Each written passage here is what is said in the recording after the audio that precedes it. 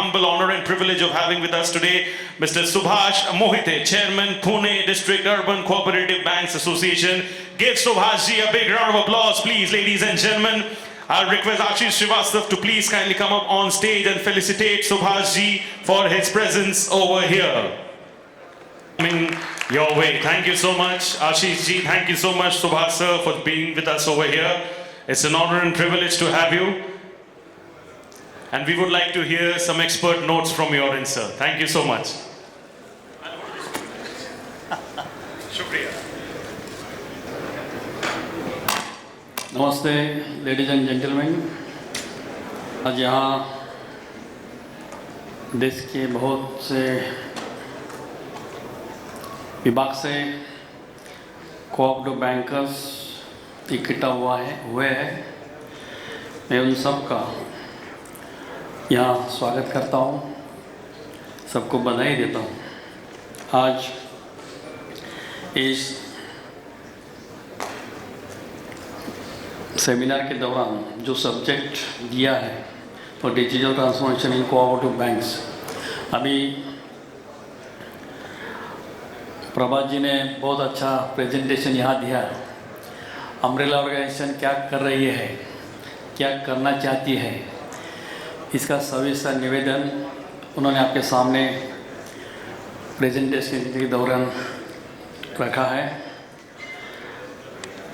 Umbrella organisation जो कुछ कर रही है, which we are expecting from the umbrella, अब तक अम्ब्रेला ऑर्गेनाइजेशन क्या कर रही है इसके बारे में हम सबको कुछ मालूमात नहीं थी। लेकिन जब से हमारे प्रभा जी वहाँ आए हैं और उसमें जो चेंज हुआ है, उन्होंने बैंकों को क्या चाहिए, अम्ब्रेला ऑर्गेनाइजेशन क्या करना चाहती है, इसका पूरा स्टडी करके प्रोग्राम बनाया ऐसा दिखता है। बीच में हमारी उनके साथ पुणे में बैठक हुई थी मिनिस्टर के साथ, और हम पुणे में अभी ले भी रहे हैं। आरबीआई का जो रवैया है, आरबीआई चाहती है कि अर्बन और अम्ब्रेला ऑर्गेनाइजेशन ही सब देख लें, हमारे पास कोई भी छोटी बैंक नहीं आना चाहिए। तो पूरा रवैया जो है हम जो अभी देख रहे हैं, आरबीआई का इंस्पेक्शन चल रहा है, वो इंस्पेक्शन के जरिए आप में क्या कमियां हैं वो आरबीआई ढूंढ रही है।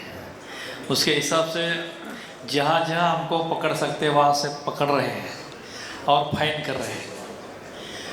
लेकिन हमारा इसमें एक कहना है, आरबीआई रहेगा या ऑडिटर रहेगा, हम हमेशा कहते हैं ये जो इंस्पेक्टिंग अथॉरिटी रहती है या हमारा स्टैट्यूटरी ऑडिटर रहता है, उसका काम यह है वो गलतियाँ निकालने वाला आदमी नहीं होना चाहिए। He must be a philosopher and guide of that institute. He has to guide the institute what they have done wrong, but at the same time he has to tell them how they will be corrected, what measures they have to taken, and how they improve. This aspect is required to be considered by the RBI. That is our expectation from the RBI. लेकिन ये हो नहीं रहा है। RBI के लोग आते हैं, इंस्पेक्शन लेते हैं, उससे गलतियाँ निकालते हैं, फाइन लगाते हैं, और जैसे जैसे हम आगे आगे जाते हैं, अभी अनस्कर साहब यहाँ आए नहीं, वो हमेशा बताते हैं यहाँ आरबीआई का रवैया कैसा है कि हम जब शुरू में कुछ रिस्ट्रिक्शन हमको लगाया तो उस वक्त उन्होंने हमेशा एग्जाम्पल देते हैं कि स्कूल का लड़का है, स्कूल में जाता है, उस वक्त 35% का उसको पासिंग रहता है, वो बहुत मेहनत करता है, लेकिन फिर भी कुछ कम उसको मार्क गिरते वो नापास होता है, फेल हो जाता है।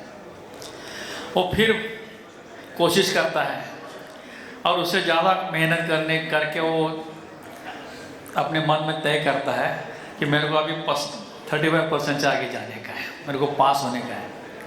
और जब वो एग्ज़ाम देता है तब एग्ज़ाम का जो क्वालिटी है, पासिंग का परसेंटेज रहता है वो 45 किया जाता है और वो उसको 40 मार्क्स मिलते हैं, लेकिन वो 30 से 40 तक आता है। वो हमेशा वापस ट्राई करता है और उसकी ज़्यादा पढ़ाई करता है, उसकी ज़्यादा कष्ट लेता है, और जब वो परीक्षा देता है तब उस बार उसका परसेंटेज जो है पासिंग का वो 50 किया जाता है और उसको 45 मार्क्स मिलते हैं। उसके आगे जो जाता है वो और पढ़ाई करता है और उसको लगता है अभी 50 मेरे को मिल जाएगा, मैं पास हो जाऊंगा, लेकिन उस वक्त उसका क्राइटेरिया 60% कर दिया जाता है पासिंग का, उसको 55 मिलता है। लेकिन इसमें वो जो लड़का है उसने 35 से 55 तक रेंज बनाई है, इसका कोई रवैया रखता नहीं है, लेकिन उसने उसमें जो प्रोग्रेस किया है उसका भी कोई तो मायना रखना चाहिए।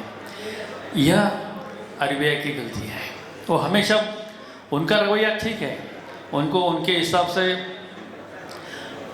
जो डिपॉजिटर है उसका interest, they have to protect the interest of the depositors, ऐसा उनका कहना है और उसी हिसाब से वो उनका जो सुपरविजन है, इंस्पेक्शन है, वो करते हैं। हमारा कहना ऐसा है कि इंस्पेक्शन जो होना है उसको कुछ क्राइटेरिया रहना चाहिए, फिक्स क्राइटेरिया होना चाहिए, वो नहीं रह रहा। आपको खाली गलतियां निकालने का नहीं है, you have to take cognizance what how they have improved, बैंकों ने कैसा इम्प्रूवेशन किया है उसके लिए भी कुछ मार्क्स रखना चाहिए, वो नहीं होते हैं। अभी हो रहा है क्या, एक गलती हो गई तो उसको ठोकने का है, उसको दंड करने का है, और एक गलती के लिए 2 पनिशमेंट किए जाते हैं। ये बहुत बड़ी गलती है। एक दफ़ा उसको पेनल्टी लगाई जाती है, दूसरी तरफ उसको एफएसडब्ल्यू से बाहर निकाला जाता है और उसको जो फैसिलिटी देने का है एफएसडब्ल्यू करके वो भी निकाल दी जाती है। इसलिए कभी कभी ऐसा सवाल मन में आता है, इनको बैंक इम्प्रूव करने का है या इनको बैंक कम करने का है। और इसमें जो आप जैसे इस सेक्टर में जो हमारे मित्र काम कर रहे हैं, जो प्रामाणिकता से काम कर रहे हैं, उनके ऊपर इनजस्टिस होता है, ऐसा मेरा कहना है। मैं जहाँ जहाँ जाता हूँ वहाँ इस बारे में हमेशा बोलता हूँ कि आरबीआई का ये रवैया जो है वो कहीं ना कहीं बदलना चाहिए। एक बात ऐसी है, मैं प्रभात साहब के लिए बोल रहा हूँ, आप लोग हमारे फेडरेशन की नैपकप के लोग भी आरबीआई के टैपकप नहीं जाते हैं कई बार, तो ये बात जो है उनको बताना चाहिए कि हमारे बैंक जो इम्प्रूव कर रहे हैं उसको कुछ ना कुछ मार्क्स भी देना चाहिए। अभी क्या हो रहा है, ये जो क्राइटेरिया बढ़ाते जा रहे हैं उसके हिसाब से कई बैंक कम हो जा रहे हैं। हम सुधार रहे हैं, जो क्राइटेरिया आप बता रहे हैं उसमें हम कुछ ना कुछ कर रहे हैं। अभी आपने जो बताया इधर यहाँ डिजिटलाइजेशन जो ट्रांसफॉर्मेशन का भी लाया है, ये बड़ा टास्क सब बैंक के सामने है। इसमें retention of man power, that is the main question before the bank, because so many banks have past 25 years. 25 साल पहले जो बैंक में काम, जो एम्प्लॉय काम पे लगा है उसका उस वक्त जो क्वालिफिकेशन था वो हाईएस्ट था, लेकिन अब डिजिटलाइजेशन की ये जो स्थिति है उसमें वो कम गिर रहा है, because we can't remove that person from the bank, we have to retain him और otherwise we have to improve his quality. ये दो बातें हैं। और जो नया बंदा आता है we have problem to retain him, he always try to other field, उसको कहाँ अपॉर्चुनिटी मिलती है वो ढूंढते रहता है और उसको रिटर्न करने का प्रॉब्लम हो रहा है। ये दोनों प्रॉब्लम जो है हम उसका कॉम्बिनेशन कैसे कर सकते हैं, यही प्रॉब्लम, यही समस्या भी सब हर नागरिक बैंक के सामने है। इसका भी हम सबको ख्याल रखना चाहिए। अम्ब्रेला ऑर्गेनाइजेशन आपका है, हम ट्रेनिंग दे रहे हैं, लेकिन ये जो प्रॉब्लम बैंकों के सामने है वो बहुत बड़ा है। उसको लिए ट्रेनिंग एक रवैया है। अभी एक बहुत बड़ा प्रॉब्लम सब बैंकों के सामने ये है कि हाँ, बहुत से बैंक हैं वो हमको हमेशा पूछते हैं हमको अच्छा सीईओ दे दो। बहुत बैंकों के पास सीईओ नहीं है। बैंक का जो आदमी है वो बैंक से लॉयल है, उसकी लॉयल्टी है, इसकी इंटीग्रिटी बैंक के पास है। लेकिन वो जहाँ जिस सेक्टर से आता है, वो लोन में काम करता है, वो इन्वेस्टमेंट में करता है, वो एचआर में करता है, उस एरिया से वो सीईओ तक आता है। लेकिन जब वो सीईओ बनता है तब अदर जो पार्ट्स है बैंकिंग के, they have no knowledge of that, and in that capacity he always fail. वो पूरा सीईओ नहीं हो सक रहा था। पूना एसोसिएशन ने हम ऐसा इसमें 2-4 साल स्टडी किया, NIBM के कुछ लोगों को बुलाया और एक ऐसा सिलेबस बनाया जहाँ उस सीईओ को, जो बंदा वो कोर्स पूरा करेगा, वो उसको राइटिंग ऑफ लेटर से सब कवर कर रहे हैं हम। सब एरिया इसमें IT रहेगा, HR रहेगा, मार्केटिंग रहेगा, डिपॉजिट मोबिलाइजेशन रहेगा, लीडरशिप रहेगा। ये सब एंगल जो है वो हमने कवर कर दिए। और पूना यूनिवर्सिटी और पुणे बैंक एसोसिएशन है, उनका टाइप हो गया और इस साल एक डिप्लोमा पूना में शुरू हो रहा है। This diploma is given by the Pune university. हमने जो क्लासेस है पुणे यूनिवर्सिटी में चले गए, 1 साल का पूरा कोर्स है। उसका MOU हमने जो किया है, इस MOU में एक बात हमने रखी है, बैंक का खुद का आदमी पूरी तरह से तैयार होकर CEO हो गया तो बैंक के लिए वो बेटर है। वो उसके कल्चर में बड़ा हुआ है, उसको उस बैंक का कल्चर मालूम है, उस एरिया का कल्चर मालूम है, वो सराउंडिंग सब उसको मालूम है। ऐसा आदमी उसी बैंक का जब CEO होगा तो वो बैंक के लिए बेनिफिट रहेगा। इसलिए हमने एक क्राइटेरिया रखा है, जो आदमी बैंक में मिनिमम 10 ईयर्स उसका ऑफिसर करके सर्विस हुआ है, जिसको मिनिमम 10 ईयर्स सर्विस बाकी है, उसको बैंक ने डेपुट करने का है ऑन ड्यूटी। पूरे 9 महीने का वो कोर्स है, फुल टाइम कोर्स है और इसका खर्चा बैंक ने करने का है और उसका अगले 10 से 15 साल का बॉन्ड लेने का है। जो बॉन्ड देगा उसको ही भेजने का है। या तो क्या होगा, वो बैंक खर्चा करेगी, वो बंदा तैयार हो जाएगा और ज़्यादा पैसा मिला तो दूसरे बैंक में चला जाएगा। इसलिए ये क्राइटेरिया उसको लगा है और इस साल से ये CEO का डिप्लोमा पूना में शुरू हो रहा है। 30 सीट का हर साल उसका सीट्स 30 सीट्स में है, हर साल 30 आदमी उसमें जाएंगे, पूरा कोर्स करेंगे और हमारा उसमें पूरा विश्वास है कि जो कोर्स वो पूरा करेगा वो बंदा वो कोर्स होने के बाद, this is a post graduate diploma हो होने के बाद वो पूरा बैंक एज ए CEO संभाल सकेगा।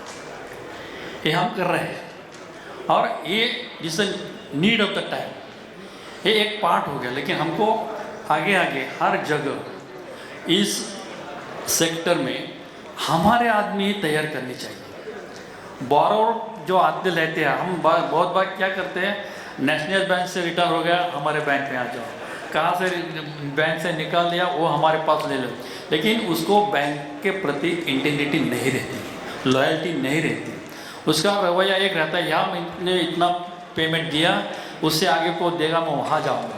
और ये जो आदमी आते हैं ना, वो तुम्हारे बैंक डिस्टर्ब करते हैं क्योंकि वो पूरा इम्प्लीमेंट नहीं कर पाते, ज़्यादा दिन नहीं रहते। इसलिए हमारे ही बैंक के आदमी कैसे एक्सपर्ट बन सकते हैं, ये प्रयास आप सबको करना चाहिए। इसी हिसाब से हम काम कर रहे हैं। तो हमारे जो बैंकिंग सेक्टर कोऑपरेटिव का है ये निश्चित रूप से आगे बढ़ेगा और जो बैंक्स हमारे सामने हैं, नेशनल बैंक रहेंगे, प्राइवेट बैंक रहेंगे, उसको हम फाइट कर सकेंगे। इस सेमिनार में हम डिजिटलाइजेशन के बारे में दिन भर डिस्कशन करने वाले हैं और डिजिटलाइजेशन का जो पार्ट है उसमें भी बहुत दिक्कतें हमको आ रही है। प्रभात साहब ने अभी बहुत अच्छा उसका एनालिसिस बताया है, क्या प्रॉब्लम आने वाले हैं, उसको क्या सोल्यूशन है और ये सही सोल्यूशन है। सेंट्रलाइज हमने कुछ किया तो ही हम बच सकते हैं, अदरवाइज इंडिविजुअल बैंक जो है वो डिजिटलाइजेशन में टिक नहीं सकेगा, वो ख़त्म हो जाएगा। इतना उसका खर्चा जो है वो ज़्यादा है। और इसके आगे अभी एआई का जिक्र आपने किया, एआई में हम कैसा टिक सकते हैं ये भी सोचने की बात है। हमारा बैंक रहेगा तो हम रहेंगे, इसलिए बैंक कैसा रहेगा उसके बारे में हमको सोचना चाहिए। और अब बदल आ रहा है, जो चेंज आ रहा है वो चेंज हमको स्वीकृत करना ही पड़ेगा। We have no choice. जो बदला नहीं तो ख़त्म हो जाएगा, ये जीवन का रूल भी है। तो इसी हिसाब से हम काम करेंगे, इतना ही मैं कहना चाहता हूँ। अभी जो ऑर्गेनाइज़र है उन्होंने यहाँ मुझको बुलाया, मेरे को सम्मान दिया, इसलिए मैं उनका आभारी हूँ। अनूप जी का भी मैं यहाँ धन्यवाद देता हूँ। जय हिंद, जय महाराष्ट्र, जय सरकार। Thank you so much sir. मैं रिक्वेस्ट करूंगा आपको रुक जाने के लिए। जय हिंद, जय महाराष्ट्र। इंडीड मैं वापस आशीष श्रीवास्तव को बुलाना चाहूंगा on stage to kindly give away the token of appreciation to Subhash ji. Like he said, very wise words indeed. Change समय के साथ बदलना जरूरी है। Change is the only constant in life. Very well said. Give it up once again Subhash ji के लिए एक और बार जोर से ताली प्लीज। आप लोग जितने भी लोग यहाँ पे मौजूद हो, to kindly honour his valuable presence over here. Thank you so much.